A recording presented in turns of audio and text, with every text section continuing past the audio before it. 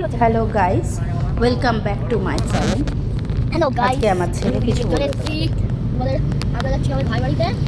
আমি আজকে যাচ্ছি আমার বাপের বাড়ি, যেখানে ছোট থেকে বড় হয়ে ওঠা।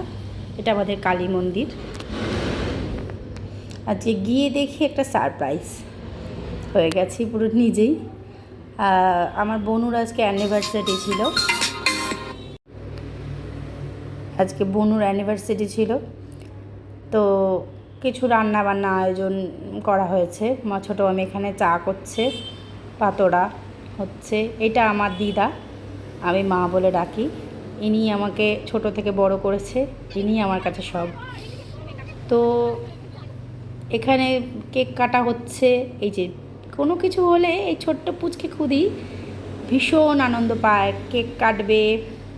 এই যে আমাদের খুদি, এই যে অ্যানিভার্সারি পালন হচ্ছে এখন।